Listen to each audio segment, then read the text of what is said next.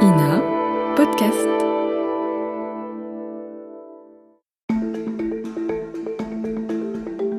Le Groenland va-t-il bientôt devenir américain ? La question et les inquiétudes sont de nouveau au cœur de l'actualité alors que Donald Trump réitère depuis début janvier et l'enlèvement du président vénézuélien Nicolás Maduro ses menaces concernant ce gigantesque territoire autonome, propriété du Danemark, stratégiquement situé en Arctique. Le Groenland, plus de 2 millions de kilomètres carrés, 4 fois la France, que le président Trump veut racheter, voire carrément annexer si le Danemark refuse. C'est en tout cas ce qu'il laisse entendre. Mais pourquoi cette terre aux apparences froides et hostiles intéresse-t-elle autant Trump ? Quels sont les enjeux sous-jacents ? Quelles conséquences si le président des États-Unis met ses menaces à exécution ?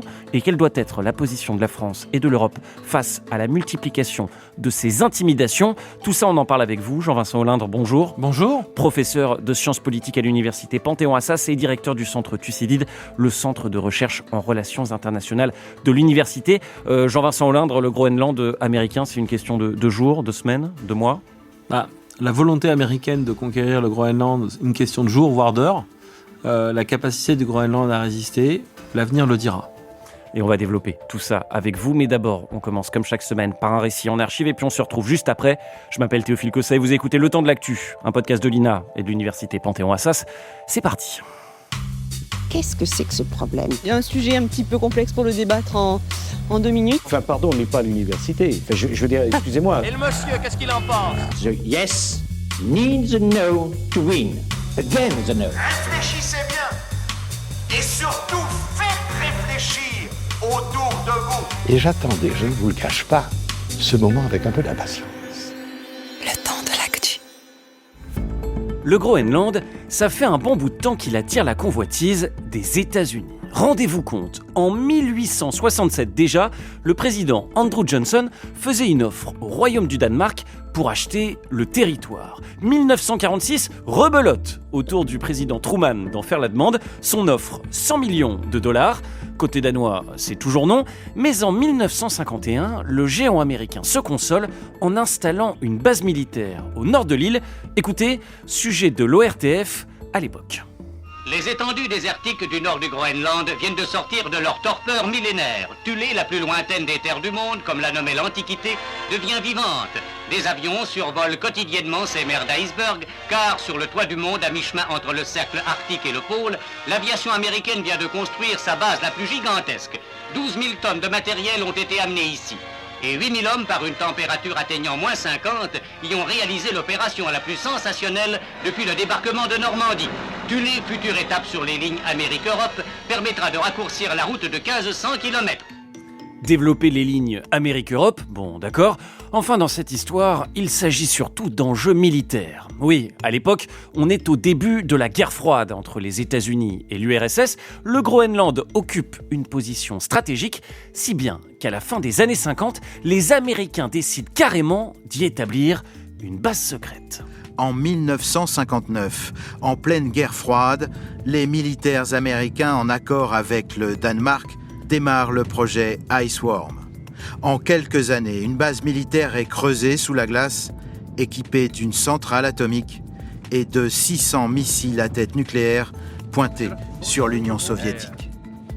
Oui, sauf que les mouvements de la calotte glaciaire rendent le site instable et dangereux. La base sera finalement abandonnée en 67, les militaires américains laissant derrière eux plus de 9000 tonnes de déchets, dont certains contaminés. Le Groenland, une position militaire stratégique donc, mais pas seulement. Écoutez, sujet d'Antenne 2 en 1984. Situé à cheval sur le cercle polaire entre l'Alaska et l'Islande, le Groenland compte environ 50 000 habitants, sans compter les militaires américains installés dans les bases de l'OTAN, dont la plus grande est Thulé, au nord-ouest du territoire. Les activités principales sont la pêche, l'élevage et la chasse pour la vente des peaux de phoque. Le sous-sol de cette île est très riche en minerais, bien que très peu prospecté. On y a déjà trouvé de l'uranium, du zinc, du plomb, du cuivre, et l'on espère bientôt du pétrole. Un sous-sol très riche qui va bientôt attirer les convoitises étrangères. Surtout que dans les décennies qui vont suivre, la Terre va se réchauffer, particulièrement au Groenland, à l'avant-poste du changement climatique. Dans les années 50, le territoire était recouvert à 85% par la glace, mais celle-ci fond petit à petit, rendant les sols plus accessibles. Reportage sur place de France 2 en octobre 2019. Mais pourquoi une telle convoitise ? Pour le comprendre, il faut d'abord faire de longues heures de bateau le long de la côte groenlandaise et de ses milliers d'îlots rocheux.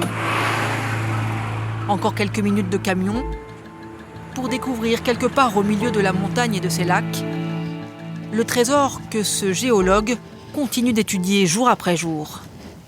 Ici, vous pouvez voir quelques-uns des rubis qu'on trouve sur cette mine. Ils sont très très vieux, 2,6 millions d'années, sûrement les plus vieux du monde.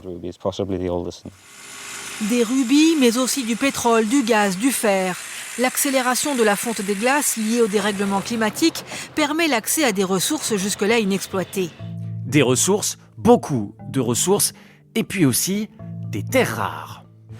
À quelques encablures de ce paisible village et de ses maisons colorées, où les habitants font sécher les peaux d'ours fraîchement abattues, voici les montagnes de toutes les polémiques.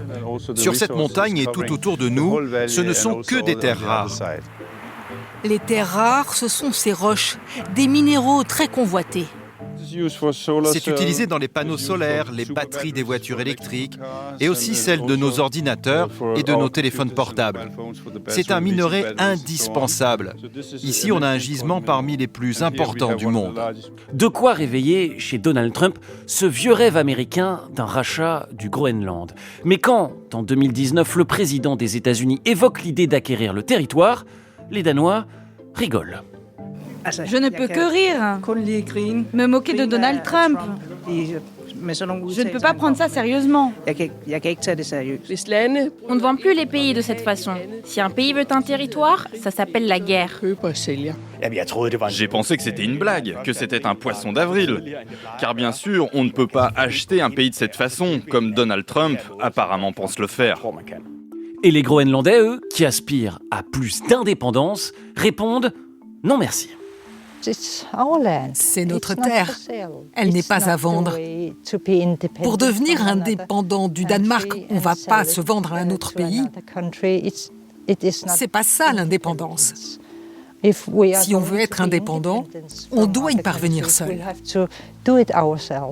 Fin du débat donc, le Groenland américain, un projet enterré pour de bon ? Pas vraiment. Car le 7 janvier 2025, le président des États-Unis, fraîchement réélu, change de ton. Donald Trump, lors d'une conférence de presse hier, prend tout le monde de court. Il menace d'annexer le canal de Panama et le Groenland par la force si besoin. Je ne peux pas vous garantir qu'on n'utilisera pas la force pour le Groenland et le Panama. On en a besoin pour notre sécurité économique. Donald Trump n'avait jamais évoqué un éventuel recours à la force armée. Cette déclaration intervient alors que son fils, Donald Trump Jr., était en voyage au Groenland justement, un déplacement touristique, mais chargé évidemment de sous-entendus. Mon père devra peut-être venir ici un jour. On verra ce que ça veut dire. Menace réitérée par Donald Trump le 9 janvier 2026. Nous allons faire quelque chose sur le Groenland, que ça leur plaise ou non, dit-il.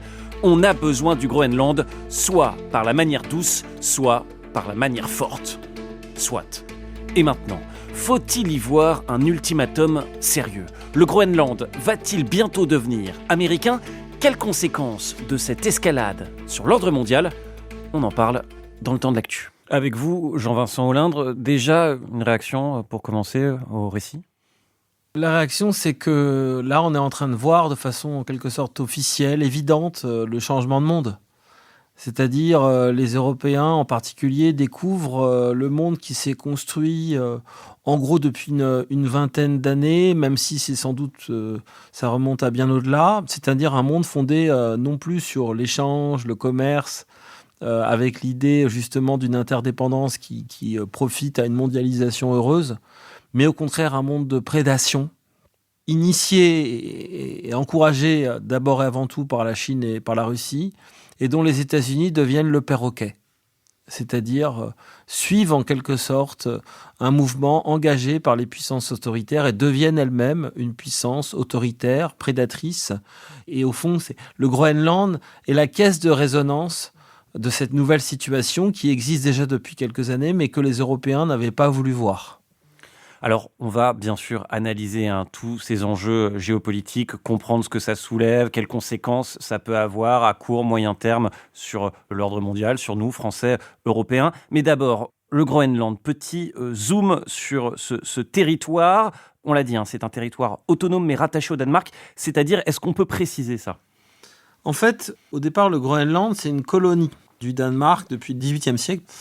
Et c'est ce qui d'ailleurs explique les relations, on le voit dans le document que vous avez diffusé, les relations difficiles en fait entre le Danemark et le Groenland, parce que comme dans toute démarche de colonisation, il y a une sorte de retour du refoulé, la volonté de ceux qui ont été colonisés de gagner l'indépendance. Donc il y a une relation difficile entre les deux, même si depuis au XXe siècle, notamment en 1953 avec la constitution du Danemark de 1953, le Groenland et les îles Féroé ont été intégrés au territoire et moyennant une autonomie de ce territoire du Groenland, notamment dans la manière d'être gouverné, à l'exception naturellement des questions de politique étrangère et de défense, qui permettent aux 50 000 habitants, parce qu'on parle d'un territoire qui compte 50 000, 55 000 habitants. 57, donc c'est l'équivalent d'une ville moyenne française, pour que nos auditeurs comprennent bien, mais sur un territoire immense et effectivement doté de ressources. Et donc voilà, on est face à une situation où déjà la relation entre le pouvoir central danois, si j'ose dire, et le Groenland est compliquée, et où les États-Unis arrivent en disant on va vous apporter la sécurité moyennant une annexion. Mais ce qui ne plaît pas au Groenland, et qui plaît d'autant moins qu'ils sont déjà dans une problématique de sortie de la colonisation. Oui, et effectivement, cette volonté d'indépendance, vous avez raison, elle fait plutôt consensus chez les Groenlandais, sauf que tous ne sont pas d'accord, je crois, sur le calendrier et le timing. Certains ils veulent grosso modo l'indépendance tout de suite, d'autres disent attendons d'être stable financièrement parce que c'est un point important. Le Danemark contribue à un tiers, voire la moitié du budget, grosso modo, annuel du Groenland. Donc, c'est pas rien. Alors, c'est vrai, le Groenland a plein de richesses dans son sous-sol. On l'a entendu dans le récit documentaire, mais encore peu exploité. Aujourd'hui, c'est la pêche qui représente l'essentiel des exportations du pays. Mais vous l'avez dit, dans cette histoire, malgré tout, entre le Danemark, malgré effectivement des griefs dues à la colonisation, il y avait parmi ces raisons les révélations d'un système de stérilisation forcée des femmes inuites dans les années 60 qui a fait évidemment un énorme scandale quand ça a été révélé. Malgré tous ces griefs, entre les États-Unis et le Danemark, les Groenlandais choisissent plutôt le Danemark. C'est-à-dire que le Groenland, là, c'est vrai que l'hypothèse de l'indépendance s'éloigne d'autant plus qu'il faut pouvoir défendre ce territoire. Oui. Or, une ville un pays de 57 000 habitants, qui serait, admettons, qu'ils deviennent indépendants dans les semaines ou dans les mois à venir, comment ils se défendraient de la menace américaine ? Donc, si c'est passé d'une servitude à une autre, et une servitude sans doute plus grande avec Trump, compte tenu du discours qu'il peut tenir sur le Groenland, un discours purement instrumental, purement business, il me semble que le Groenland a fait un choix. Et puis que le Danemark a d'autant moins l'intérêt d'aboutir à une indépendance que cette situation est advenue. Donc je dirais que ce qui se passe aujourd'hui montre que cette logique de prédation qu'on observe dans les relations internationales depuis longtemps, la colonisation, c'est une forme aussi de prédation. L'impérialisme. Mais que cette prédation revient sous une forme différente. Et effectivement, le discours de Trump, c'est un discours à certains égards comparable à celui de Poutine sur la dimension colonisatrice, sur l'idée, le Groenland c'est à nous pour tout un tas de raisons liées à la proximité géographique et à la revendication ancienne, de même que Poutine nous explique depuis de nombreuses années que l'Ukraine en fait c'est la Russie. Et donc il y a un discours à la fois purement instrumental sur le fait que le Groenland on en a besoin pour notre sécurité, etc., ce que dit Trump, et aussi un discours identitaire, c'est-à-dire qu'il ne faut pas négliger ça, c'est-à-dire que dans Trump, ce qu'on retient souvent, dans les discours qu'on a pu entendre, on retient souvent le côté matérialiste, le côté pro-business, le côté on en a besoin. Mais il y a aussi, on voit bien, une question de statut. C'est que les États-Unis, c'est-à-dire les États-Unis veulent dire, la Russie et la Chine veulent conquérir de nouveaux territoires, la Russie notamment avec l'Ukraine, ou peut-être demain la Chine avec Taïwan. Et en fait, Trump veut faire pareil, veut dire au fond aux Chinois et aux Russes, nous aussi on peut faire ça. Une volonté de montrer ses muscles, mais aussi un aveu de faiblesse. Parce que c'est une manière de dire, on se range dans le rang de ces puissances autoritaires qui sont dans une logique purement prédatrice. Alors, effectivement, on parle de Trump qui dit « Nous avons besoin du Groenland ». Alors, il dit, je le cite, « Nous avons besoin du Groenland pour des raisons de sécurité nationale. Actuellement, le Groenland est entouré de navires russes et de navires chinois et je peux dire que le Groenland ne sera pas en mesure de s'en occuper. » Est-ce que c'est vrai ce qu'il dit, Trump, que le Groenland est entouré en ce moment de bateaux russes et chinois ? Non, c'est très exagéré. On se croirait revenu à la guerre froide, là, dans ce genre de discours. C'est-à-dire, l'ennemi soviétique, l'ennemi russe, aujourd'hui plutôt l'ennemi chinois, parce que le leader dans cette histoire aujourd'hui, c'est plutôt la Chine que la Russie. Et là, en fait, on l'a vu avec le Venezuela. Trump enlève le président vénézuélien Maduro pour installer un régime qui lui est proche, à la fois pour des raisons qui tiennent au pétrole vénézuélien, aux ressources comme pour le Groenland, mais aussi pour dire à la Chine, vous vous êtes servi au Venezuela, ce qui est vrai depuis plusieurs années, et maintenant c'est terminé, c'est notre territoire, l'Amérique latine, c'est à nous. Et le Groenland, c'est pareil, c'est de dire, en fait, puisqu'on est dans une logique strictement prédatrice, on en a à la fois besoin, et ça correspond aujourd'hui aux pratiques en quelque sorte désinhibée et courante dans les relations internationales. C'est une manière de dire qu'au fond, ce qui était hier impensable, c'est-à-dire l'annexion de territoires sous prétexte qu'on est fort, devient au fond la norme parce que le fort est en quelque sorte celui qui protège. C'est aussi le discours de Trump. C'est aussi une manière de dire, vous, le Groenland, vous serez protégé, alors que vous, les Danois, avec le Danemark, avec les Européens, qui sont des faibles, vous serez pas protégés de la Russie et de la Chine. C'est une sorte de renversement de perspective qui est extrêmement inquiétant, parce qu'évidemment, c'est de nature à entretenir une logique de guerre, une logique belligène. Est-ce que, parce que l'argument de Trump, c'est de dire, si c'est pas nous qui prenons le Groenland, ce sera les Russes ou les Chinois qui le feront. Voilà. Mais ce qui est quand même très douteux à ce stade, mais de là à dire que les Russes demain vont envahir le Groenland, c'est quand même très hypothétique. Quant à la Chine, elle est quand même plutôt tournée sur Taïwan, sur la sécurisation de ses routes maritimes et sur les nouvelles routes de la soie. Donc on voit bien que, comme pour le Venezuela, tout ça est un prétexte. Pour le Venezuela, Trump nous explique que Maduro est un grand trafiquant de drogue pour dire qu'il faut l'arrêter et que c'est pas une opération militaire. Et là, Trump nous explique que, les États-Unis ont besoin, et 2, que ce sera mieux pour le Groenland et pour tout le monde. Ce qui est une logique purement arbitraire, à certains égards hyper rationnelle, avec l'idée que il y a des ressources donc il faut les accaparer, et en même temps très hypo-rationnelle, très très peu rationnelle, parce qu'il y a une logique qui consiste à dire si on fait ça, il n'y aura pas de conséquences. Mais bien sûr qu'il y aura des conséquences. Et on va y venir. Alors effectivement, il y a ce faux argument, on le comprend, de défendre d'une défense militaire, d'autant que les États-Unis, on l'a entendu dans le récit documentaire, ils disposent déjà d'une base militaire depuis les années 50, la base de Tulé, qui a été rebaptisée Pitufik, qui est au nord de l'île.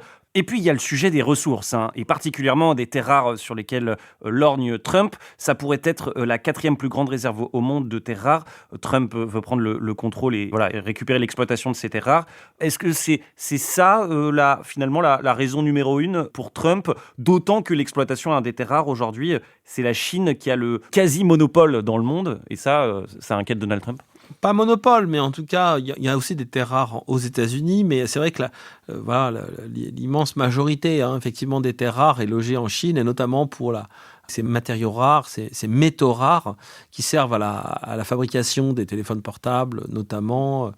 Et donc, oui, il y a clairement cet élément-là. En fait, en relations internationales, on ne peut jamais expliquer une action comme celle de Trump ou un discours comme celui de Trump de façon univoque. Oui. C'est-à-dire que quand quelqu'un vous dit en relations internationales, c'est pour le pétrole, ou c'est par idéologie, ou c'est uniquement pour le pétrole, c'est uniquement par idéologie, ou c'est uniquement pour aider le voisin, ou c'est uniquement par gratitude, ça ne marche pas. Il y a toujours une combinaison de facteurs. Et donc, ce que j'ai tendance à penser sur l'attitude de Trump aujourd'hui, vous savez, il y a plusieurs manières d'expliquer. Il y en a certains qui vous expliquent que Trump est devenu fou, qu'il n'y a pas de rationalité. C'était une de mes questions d'ailleurs. Ouais. Est-ce que c'est pas péché d'orgueil ou d'ego Non, mais bien sûr, il y a un élément d'orgueil, d'ego. Il y a quelque chose qui tient à la personnalité de Trump, c'est évident. Ensuite, il y a évidemment des raisons qui tiennent à cette espèce de marchandisation du monde, de cette idée de prédation qu'on a évoquée en début d'émission. C'est-à-dire, au fond, le monde est à prendre. C'est un peu cette logique-là. Donc ça, c'est un élément. Et qui tient à la fois à la dimension économique et à la dimension disons, territoriale, d'influence géopolitique. Parce qu'évidemment, le Groenland est placé de manière géopolitiquement stratégique par rapport à l'Amérique du Nord. Donc pour se protéger, c'est un élément. Et puis, il y a la dimension identitaire, c'est-à-dire renvoyer aux États-Unis une image de puissance. On a été capable d'enlever Maduro de nuit en quelques minutes. On est capable d'envahir le Groenland. Sauf que cet argument est à double tranchant vis-à-vis de son électorat, Trump. Qui n'est pas ravi. Parce qu'on voit que l'opinion publique, par rapport à cette histoire d'annexion, elle est très réservée. C'est peut-être ce qui va conduire Trump, je dirais pas à reculer, mais à envisager peut-être des scénarios un peu différents. C'est de se rendre compte qu'au bout d'un moment, bien sûr, en plus, on approche des midterms, donc des élections intermédiaires. Novembre, ouais. Et donc est-ce que Trump a intérêt à continuer comme ça, à prendre des décisions qui, dans son opinion, ne sont pas soutenues. C'est là qu'on va voir si les États-Unis restent en quelque sorte jusqu'à un certain point une démocratie ou si elles ont totalement basculé. Alors, voyons maintenant un petit peu les scénarios, les différents scénarios possibles sur la table. Option 1, les États-Unis achètent le Groenland. Déjà, est-ce que c'est possible dans le droit international ? Alors, je sais que Trump et le droit international, ça fait 2. Mais déjà, est-ce que c'est possible d'acheter un pays aujourd'hui ou d'acheter un territoire ? Il peut y avoir des contrats à l'échelle internationale. Des deals, on l'a vu, des deals. Comme dit et Trump. puis, encore une fois, il y a eu des terres dans l'histoire des relations internationales, de la colonisation des territoires qui ont été revendus. Les Français ont revendu des territoires en Amérique du Nord. Donc ça peut exister, évidemment. Mais ça ne peut pas se faire, comme tout contrat, sans le consentement des intéressés. À quel prix, alors si rachat il y a, à quel prix, combien ça coûterait, petite parenthèse, mais combien ça coûterait le Groenland ? Parce que c'est grand, je crois, valeur estimée $200 milliards, c'est ça ? Oui, mais vous savez que Trump, sans doute en plaisantant, lors de son premier mandat, en plaisantant, c'est toujours compliqué avec lui, mais avait proposé $10 000. Donc il y a aussi l'idée d'un mépris, vous voyez. Il y a quand même cette dimension-là. Donc, je crois que ce scénario-là n'est pas... en même temps, le monde des relations internationales est aujourd'hui plein de surprises stratégiques.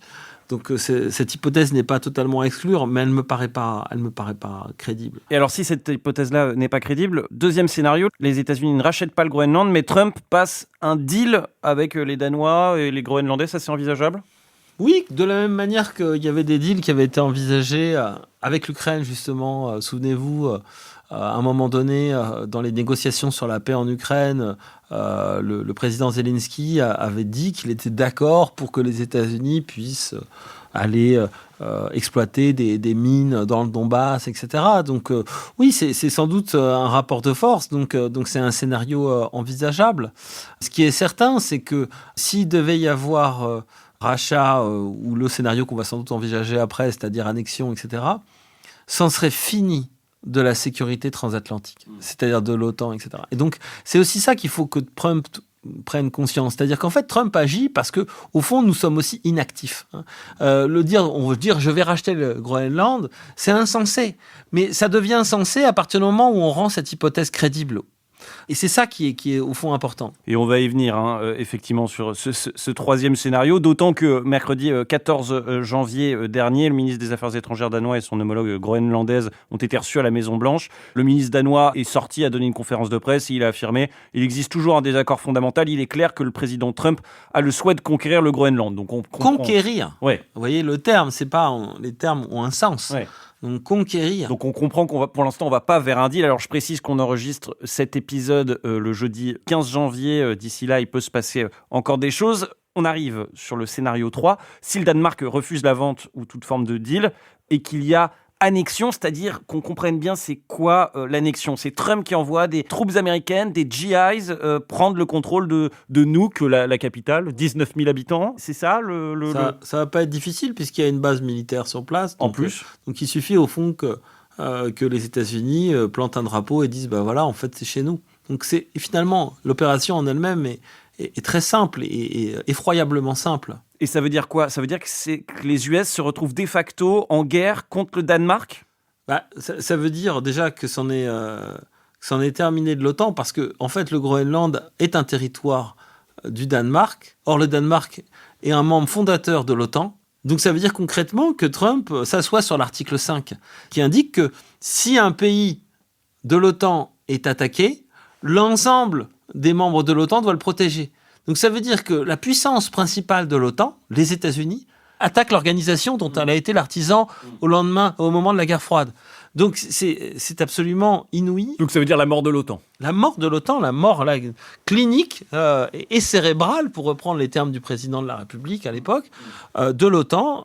Mais donc mort de l'OTAN, ça veut dire potentiellement guerre contre le Danemark et donc contre la France, contre l'Union européenne, puisque le Danemark est membre de l'Union européenne ? Oui, et puis les Français, eux, ils sont quand même dans une logique de respect des alliances, de respect des accords multilatéraux.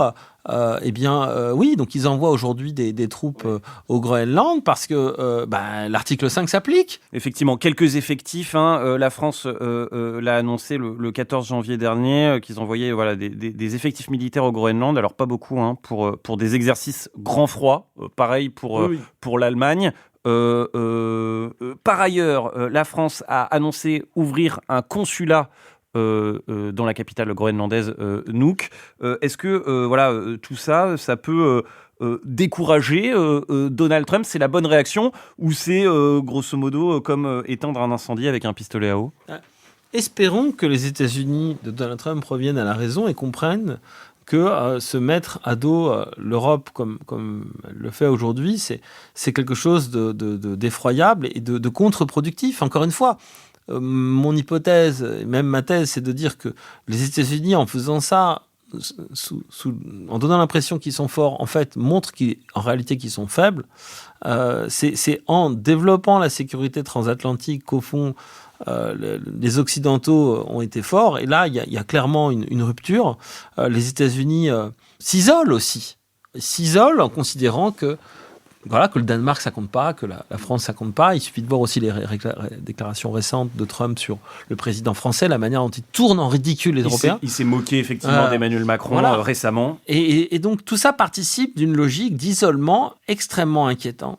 Mais justement, jusqu'à présent, on l'a vu sur des épisodes récents, les Européens essaient de temporiser avec Trump, en essayant de ne pas rompre le lien, de montrer... Mais à un moment donné, il faudra tirer la leçon de ce qui est en train de se passer. C'est-à-dire comprendre que même si on n'est pas à l'instant T prêt, les Européens doivent ne compter que sur eux-mêmes dans une logique multilatérale européenne face à l'attitude de ces grands prédateurs que sont la Russie, la Chine et les États-Unis, qui aujourd'hui ne valent pas mieux, ça me fait mal de le dire, mais ne valent pas mieux que la Russie et la Chine. Quels autres leviers ont la France, l'Union européenne pour stopper cette escalade et cet impérialisme américain ? Le levier, c'est vraiment la solidarité des Européens, le fait aussi de tenir ce langage de la force. Et encore une fois, il ne s'agit pas de dire que l'Europe doit se convertir à l'attitude prédatrice que j'ai décrite. C'est de montrer que l'Europe, ça reste le continent du droit international, du multilatéralisme, mais que la défense de ces idéaux, de ces principes, de ces valeurs ne peut se faire que si on est capable de montrer qu'on est fort. Et donc ça, c'est un élément important. Et c'est vrai qu'aujourd'hui, il y a une sorte de discours un peu en demi-teinte consistant à dire on ne peut pas se passer des États-Unis, Mais j'en suis pas absolument certain. C'est-à-dire qu'à un moment donné, nécessité fait loi, comme dit Machiavel. C'est-à-dire que oui, bien sûr, on a pris beaucoup de retard. On s'est mis en quelque sorte sous la coupe des États-Unis sur le plan de notre sécurité, pensant que l'OTAN serait solide, voire éternelle. Sans doute qu'elle est beaucoup moins qu'on ne l'imagine, compte tenu de ce qui est en train de se passer. Et donc, même si finalement le scénario est moins pire parmi les scénarios qu'on a envisagés, et même si finalement il y a une temporisation et que Trump revient en quelque sorte à la raison, il faut que les Européens, compte tenu de ce qui s'est passé, des alertes qui ont eu lieu, se préparent à un monde qui devient de plus en plus dangereux et qui l'est déjà très fortement. Quel avenir pour le Groenland ? Pourquoi, sur ce gigantesque territoire, se jouent actuellement des enjeux politiques hautement sensibles ? On a les cartes en main pour y voir plus clair grâce à vous, Jean-Vincent Hollinde, professeur de sciences politiques à l'université Panthéon-Assas et directeur du centre Thucydide, le centre de recherche en relations internationales de l'université. C'était Le Temps de l'Actu, un podcast de l'INA et de l'université Panthéon-Assas. Si ce podcast vous plaît, abonnez-vous, mettez des étoiles, des commentaires et parlez-en autour de vous. Et moi je vous dis salut et à la semaine prochaine.